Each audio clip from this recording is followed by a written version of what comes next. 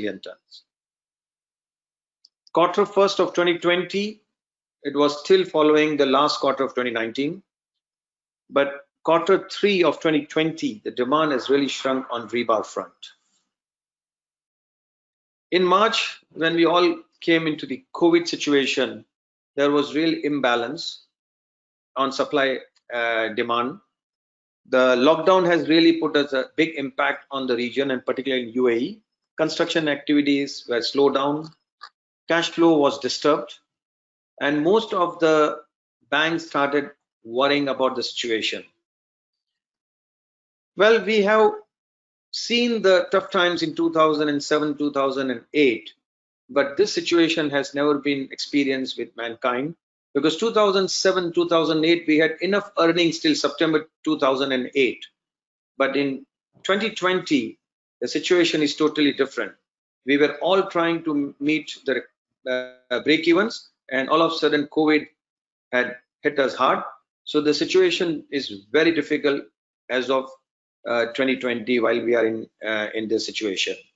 But specifically to the GCC, we have had much more complex situation compared to the rest of the world, primarily because most of the GCC countries are dependent on oil. So even before the COVID-19 situation, we were already experiencing a dual shock, that of the lower oil prices, and then came the COVID-19. The pandemic had, of course, tragic human consequences, and therefore there were containment measures which were required, and therefore there was a lot of consequences on the world trade, which is basically the trade flows and the logistic issues. And for import dependent GCC countries, this was a huge problem, because this created disruption in the inbound and outbound movement of steel and other commodities. So the patterns of demand are changing, and overall it is shrinking as far as the production and productivity is concerned. 2019. And as you see as well, or as you can guess on the graph on the left, is that the consumption is heavily dominated by the longs. The flats are only about 15% of the total consumption. On the right, it's a graph showing the steel use per capita for different regions, different countries.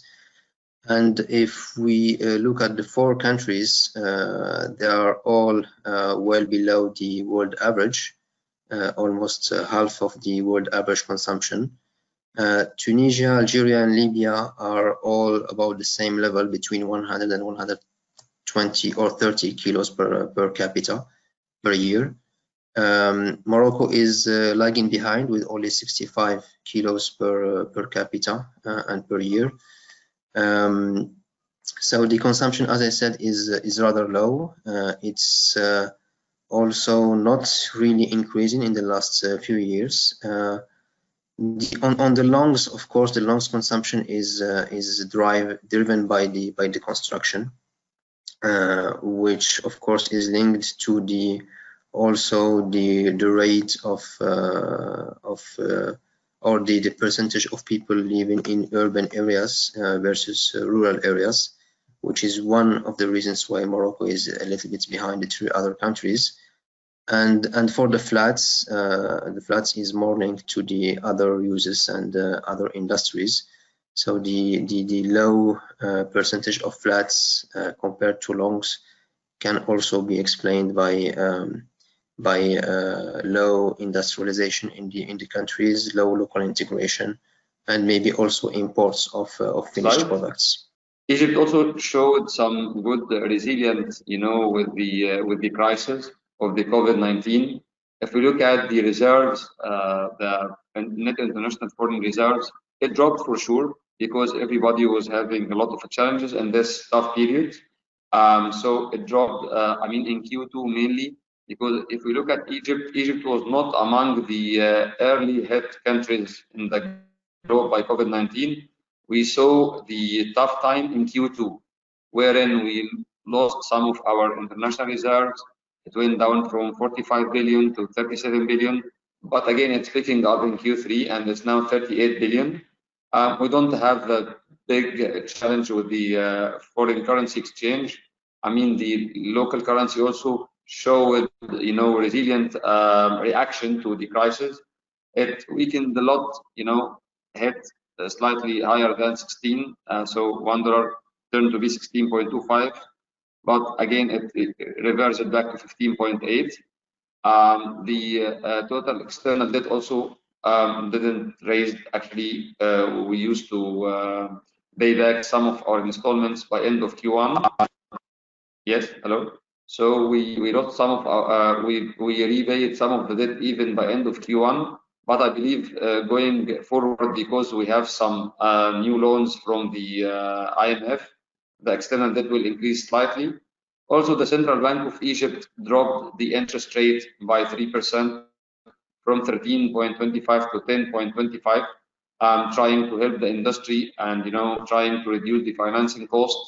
The inflation rate is on monthly basis is really under control. It's even below 5%. That's are all more or less good indicators going ahead from such a huge crisis hit the whole globe. The floor is yours. Yes, we do not expect much of a problem in case there is a second wave, because by now, not only the government machinery and all the facilities, infrastructure for the medical setup, is everything geared up. And in terms of the production of the plant as itself, we do not anticipate much of a problem now, because yes, initially people were caught off guard, but I think at this point of time, we know what to expect. There are ample precautions in place, not only just at the government level, not only just at the public level, but also within the organization, within the plant. I think we are pretty much geared to prevent any such recurrence. But having said that, I mean, this is not something which we can forecast 100%. We see most of these countries where there was a first wave, now we are seeing they're also being impacted by the second wave. But as far as the steel production is concerned, let me also say that excepting for the month of May, when there was a little bit of uncertainty, our production has been going on even better than what it was in terms of the pre-COVID times. Well, honestly, I don't think that we should ignore that second wave will not be coming. We are already experiencing some of the GCC countries are going through a tough times. And as we are hearing from other panelists that first COVID was in March, people were not aware how to manage it. Now things are at least known, and there are enough recovery also happening. But do you think, if you ask me, will government will think of again putting in lockdown? I don't think they can afford, number one. Number two, they have just taught people in 3 months how to protect themselves. In my opinion, second wave will come, and it is already there in my opinion. But as all other panelists also confirm, that we also can't afford to shut down, and we don't want government to also restrict any movements. Otherwise, in any case, in my opinion, all the steel industry should urge to all the banking institute and auditors that 2020 and 2021, both the balance sheet should be compiled. And if you are still on a break even, you are fantastic, and the reward should be given based on that. But if they again try to bring a lockdown or shutdown, we will not be able to sustain this type of restriction, and we will all go out of the business. So yeah, well, for the second wave, of course, it's very hard to make any forecasts.